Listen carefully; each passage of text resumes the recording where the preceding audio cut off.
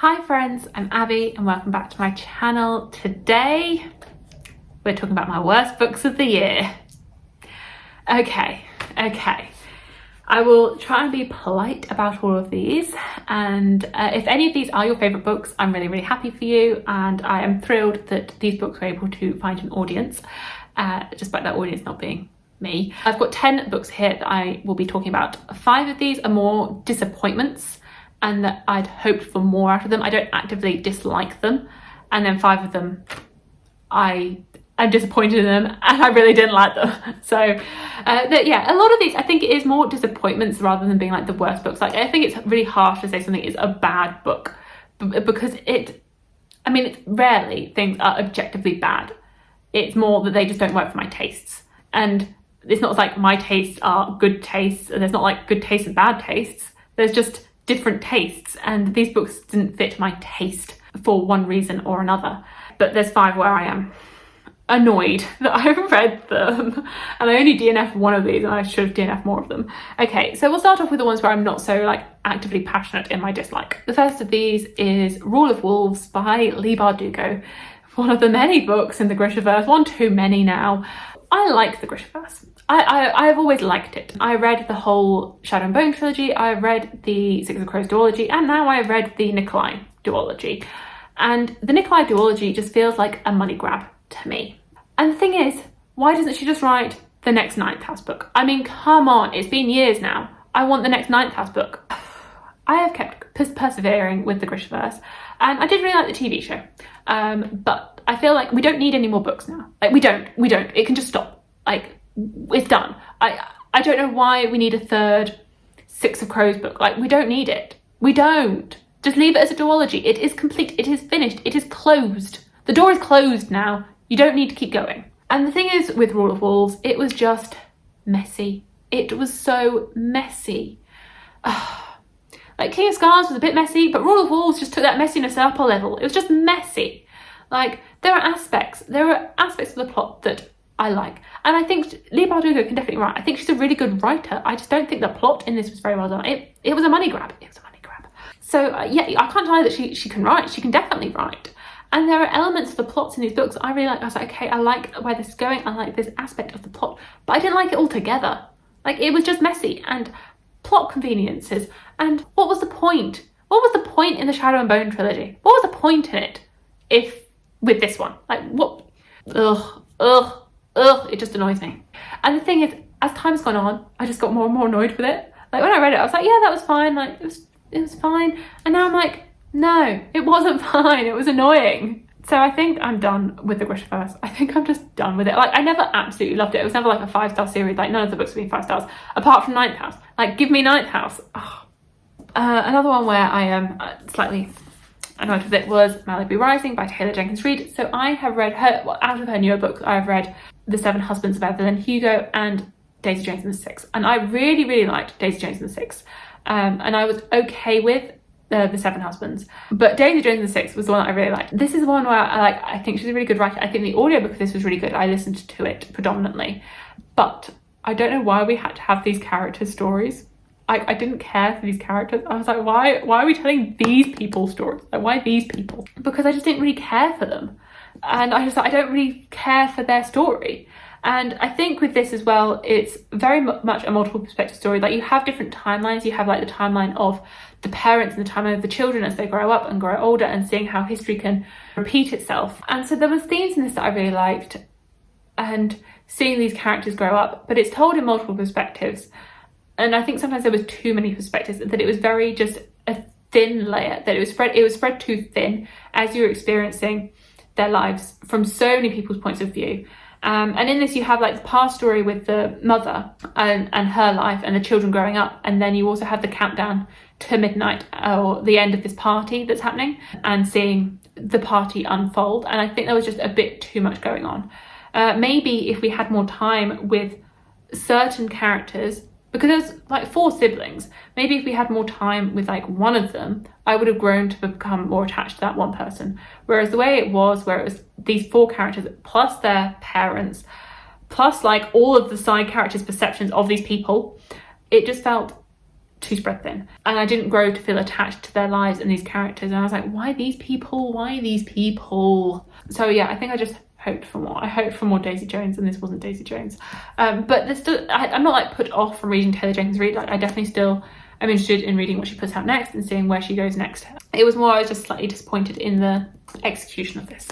Another one where I was disappointed in execution was The Space Between Worlds by Micaiah Johnson. And this one, I talked about it before, it had such an interesting premise. Like, the premise, so interesting. Like, you've got a A-star premise, and then it did not do so well on the execution. Because the premise of this is that there are multiple worlds, and that you can travel to them, and you can travel to these different dimensions as long as the version of yourself in that dimension is dead. And so you're following a main character who is dead in multiple dimensions as she goes between them. And I think that's a really, really interesting premise. I love the premise of it. However, I don't know why we followed these characters. Again, it's the character, like, I think I'm someone who is, if I like the characters, I will get so invested in a story. And if I don't like the characters, the thing is, even if I don't like characters, I can get invested as long as I can see, see their motivations. But in this one, I was like, why are these people? Why these people? I don't care about these people. You've taken such a good premise, and then you put these characters in it, like, it sort of felt like Mad Max-ish in a way. I don't know if anyone else got that vibe, but I was like seeing Mad Max in a sort of sci-fi world. But yes, I just wasn't really invested in the characters, and that really brought my enjoyment down. I also was like, it kept repeating that there were like 300 and whatever different dimensions that they could travel to, and then she'd be saying, oh, in another world I'll have made this different choice. And I'm like, well, if you've made that different choice, then there must be more than 360 whatever dimensions. Like, there's going to be thousands, hundreds of thousands, if everything can have a slightly different choice. Like, if I move my hand this way instead of this way 5 seconds ago. So in some ways I just got a bit annoyed with that, like, inconsistency with the premise as well. The failure in the execution. Another one which was so close to hitting the mark and then failed in execution was It Happened One Summer by Tessa Bailey. I think me and Tessa Bailey are done. Like, I just don't think we're going to get along. So I quite liked not Love Her or Lose Her. I didn't like that one. Fix Her Up. I quite liked Fix Her Up. I didn't like the second one in that series, and I was not too fussed on this one. And I think I talked about this in my wrap-up when I read this book, is that Tessa Bailey writes very physical relationships, which is fine, but I much prefer seeing the emotional attachments between characters and seeing the emotions behind these two characters falling in love, because it's a romance. I didn't see that. I didn't believe in the romance between these two characters. I didn't believe that they worked. I did not believe that they worked. So you're following a main character, Piper, as she and her sister go to this small town. They live in LA, and they've been sort of cut off from their funds, and they've been sent off to this small village, and are told that they have to live there for the summer, where our main character meets Brandon, maybe? Can't remember his name. Him, who is a fisherman. And I just didn't believe them. I didn't believe that they were going to live happily ever after. I did not see it. I just did not see it. I was like, okay, yeah, fine, you have chemistry-ish, but you're not going to work. Maybe you'll be together for like a few months, but there's no long term here. There's no long term. You're not going to work long term. So I can't root for you. I just didn't root for them. And in a romance, you have to root for the characters, and I just did not root for them. It felt like a poor man's The Simple Wild by Kay Tucker. It was that, but not as good, in my opinion. And I'm sad about it, because everyone else seems to have really liked it. And she also has this thing where she uses terms of endearment, and they just drive me up the wall. I'm like, no, don't like it. Don't like it. No. I mean, I don't mind terms of endearment, but I just don't like the ones that she uses. She misses the mark for me, for whatever reason. She's no Emily Henry. And the other one that was a big disappointment was The Crown of Gilded Bones by Jennifer L. Armentrout, the third book in the From Blood and Ash series. I absolutely loved From Blood and Ash, and I really liked the second book in that series when I first read it. I just really liked the mixture of fantasy and romance. It really filled the void of Sarah J. Maas. It hit my heart. And then there was this book. The biggest disappointment. Such a disappointment, because this book really needed an editor. I believe these are, it's a small publisher, or they're self-published, and it's a 600 odd page book, and 640 pages, and it's far too long. The middle, the first 150 pages I think were quite good. The middle 400 were just filler, and then the last 100 or so pages were quite good again. And it's these pages of filler just dragged and dragged and dragged, and it was everything was repetitive. things just kept going over and over, the same things over and over again. I was like, come on, move along, please. Like, I felt like it seriously needed editing. It really did. And it's made me really hesitant to continue on with this series because I was so disappointed in this. And I think quite a few people have had a similar reaction to it, that this just felt churned out and that it needed editing. I think originally this series was meant to be 4 books and it's been extended to 6. I don't know if it needed to be extended to 6. I think it should have just stuck with 4 because this did not need to be the length that it is. It did not need to be this whole book. It just felt extended for the sake of it being a 6-book series, and it's unnecessarily long. And the characters just did not feel like the characters that we met in the first book. I was like, I don't get why you're making these decisions. Stop being a wet rag and like man up and make better decisions. Now moving into ones where I'm very annoyed by them. Okay, so let's see how we order this. Okay, so firstly, The Archive of the Forgotten by A.J. Hackwith. This is the second book in the Library of the Unwritten series. I loved The Library of the Unwritten. I think it was on my favourite books of 2020 list. Like, I loved The Library of the Unwritten. It was an excellent book. It's a library in hell. You have these multiple characters as they are trying to search for a book written by the devil, and you have characters that can escape out of books, and I just loved it. I love the cast of characters. I love their dynamic. I love the friendship and like the found family between them. I loved it. I really loved it. It's a great book. It's a really great book, and I'd strongly recommend it, but read it as a standalone, please, because the second book was bad. It was bad, and I feel so horrible because like I love that first book. Why do I have to talk shit about the second book? Because the first book was so good. It just felt like the characters did not feel like the characters that we met in the first book. They just felt like cardboard cutouts of them, and that they weren't the people. They didn't have the dynamic that they had in that first book. And then it also felt like there were sort of 3 separate stories, 3 sort of novella type stories that were just forced together into a book. Like, they didn't feel as though the storylines gelled together very well. And I was like, well, I don't know why these things are being forced together into a book. Like, it just didn't feel conducive. Never had the desire to pick it up. I just never felt like I was invested in what was going on. I'd say the first book wraps up relatively well as a standalone, so just read it as a standalone and forget that there's a second book. I'm not going to read the third book in the series. Like, it's really turned me off the series. For me now, that first book is a standalone, and I'm trying my best to forget about what's happened in that second book. I'm just pretending that it does not exist, apart from for this list. But aside from that, it does not exist. Another continuation that I really struggled with was The Fall of Babel by Josiah Bancroft. So I was contemplating doing a series review of the books of Babel, and then hate is a strong word. I really disliked The Fall of Babel, and so I haven't done a series review because I don't know if I can talk about the series positively anymore. So I never fully loved the books of Babel. I liked them. I think I gave the first 3 books between 3 and 4 stars, the second book being my favourite in the series. My expectations for this 4th and final book was that I was going to like it, but I wasn't going to love it. But I really hoped that it was going to beat out The Arm of the Sphinx and be my favourite in the series. That was my hope. And even my expectations were that it would be a 3 to 4 star book, but it was just not. So the third book in the books of Babel has a different structure, which is where it's multiple perspective, but instead of having the perspectives interspersed, they're very separate, so that you read a chunk of one and then a chunk of another, which I wasn't a fan of, and this 4th and final book kept with that structure, which I didn't like. The first 200 or so pages, you're following a perspective of a character that you have not seen since Arm of the Sphinx, and I never minded this character. I was fine with him. As a perspective, as a character, fine. But 200 pages of just him, oh my god, I was bored. I was like, come along. I think it was a really bad choice to not have that perspective at all in the third book and then have that for 200 pages. And you're just like, oh my god, why are we here? Why are we here?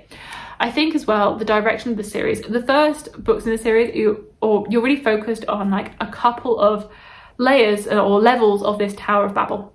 And you're really focused on Senlin and his desire to re-find his wife after losing her in the first chapter of the first book, and that is the main focus. It's on these characters and their lives and their journey through the Tower of Babel.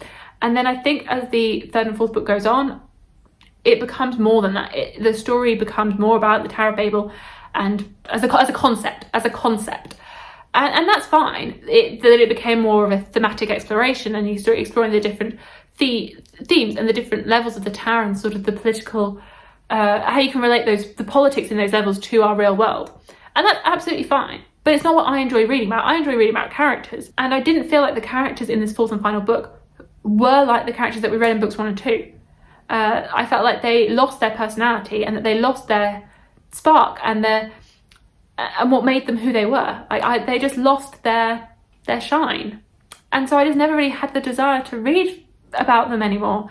I was so tempted to DNF this book so many times. I was like, it was such a slog. I think by the time I'd got through those 200 pages, I was just like, oh my God, can this book end? And I still had 400 pages to go because it was a really long book. And it just never ended. It just kept going. Like it was the book that just never ended. I was like, will this book ever end? I also really struggled with the writing in it. I mean, I could see that it has similarities to the 3 other books, but it felt poetic for poetic's sake, and that I wasn't even reading in English.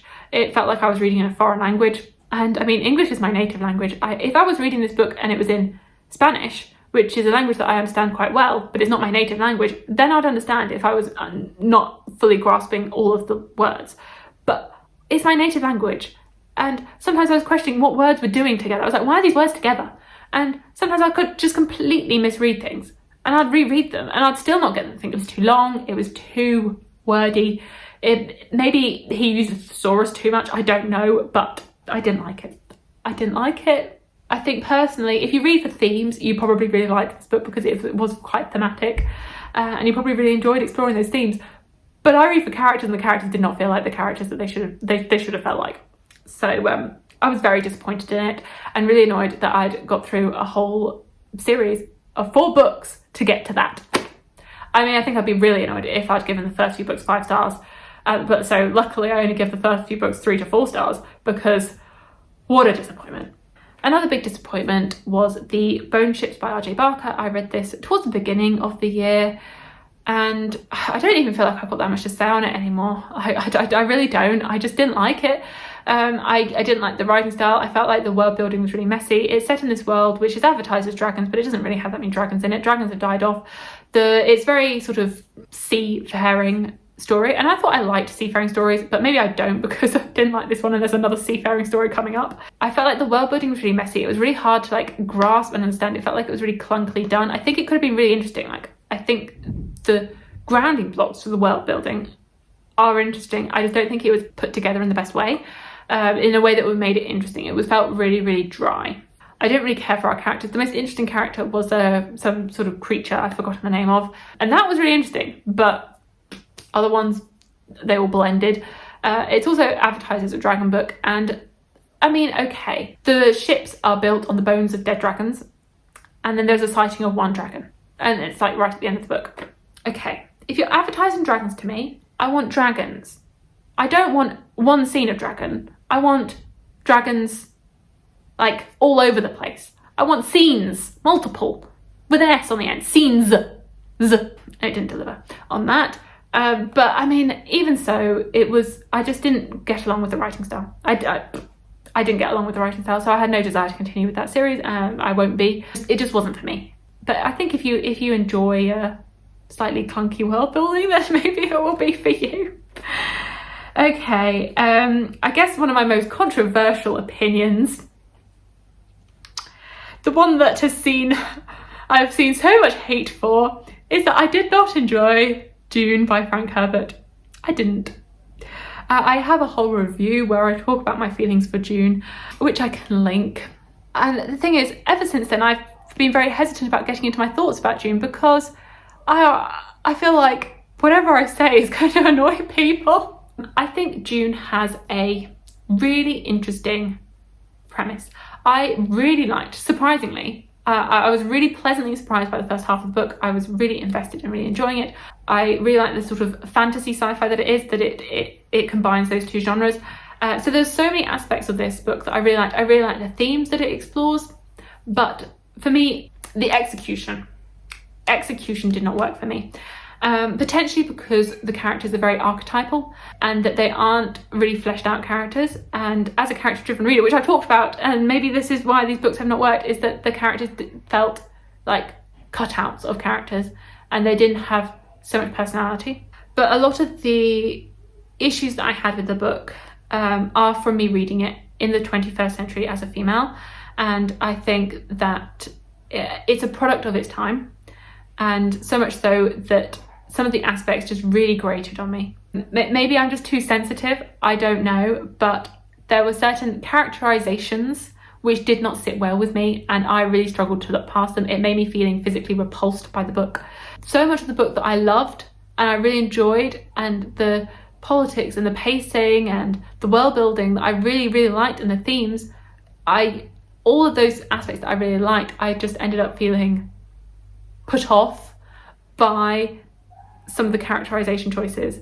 I do talk about it much more at length in the details of the characterizations that I did not like, and what really put me off the book in that review, because a lot of them are quite spoilery.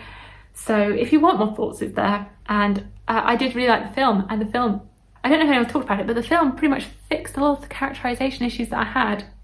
So it's not just me that didn't like it, because I guess the directors of the film didn't like it either.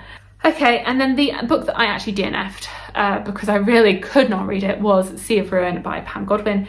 This, my expectations, what I wanted, what I still really want, is a Bridgerton meets Pirates of the Caribbean. I don't feel like I'm asking for the moon, but maybe I am, because Sea of Ruin, advertised as that, was not it. A lot of books, I can see why people like them. A lot of books, I feel like even if I don't like them, I can market them to other people. Like Dune, I know it has an audience, and I know that it's my experience and my sensibilities that don't connect with it. Sea of Ruin, though, I cannot promote to anyone. I cannot advise for anyone to read this book. At the beginning, I was really invested in it. I was enjoying it, and then it plummeted. It took a nosedive. It nosedived. So you're following the main character, and the first few chapters are set when she's like 15 or something, and then it jumps in time. She experiences a lot of trauma with her parents dying at a young age, and then sort of the situation where this puts her in with being a pirate. It has like multiple love interests, but basically it ends up in a very rapey situation. The love interests are just, you can't root for them. You can't root for them as a love interest because of the actions that they take towards her. And she should be experiencing PTSD from all the trauma that she went through as a child, young adult, and all the trauma that she's been put in now in the threats of being gang raped and raped by the main love interest. And this is advertised as a romance. I mean, I get it. If you're an adult, you can read romances where you can root for the romance, you can root for the characters, even if you wouldn't want that in your own life, even though you know that that is a toxic relationship, you can read it and we're adults, it's fine. But this, no, I couldn't root for the romance because he was raping her. And since when can you romanticize rape? You can't. You can't. So I don't understand. I don't understand why this book is advertised as a Bridgerton meets Pirates of the Caribbean historical pirate romance. I don't. It is a crime. It is a crime. I skim read the rest of it. I flipped through. It just seemed to get worse. No, just no. I would not recommend it. I would not tell. I would say that no one should read it. I really would. I don't understand why it has got so many rave reviews, because it is repulsive, and I would not recommend it to anyone. Those are my worst books of 2021. More disappointments than worst, because I think that's the thing, my expectations just weren't met, and they didn't fit my tastes. My tastes didn't match up with these books, unfortunately. So there we go. Let me know what your worst books of 2021 are, if any of them match up with mine, if you share any worst books with me, or if any of these are your favourites as well. And I'm really happy for you that they were your favourite books and that you really enjoyed these books, and that you support these authors and that they worked for you. So thank you so much for watching, and I will see you in my future videos. Bye!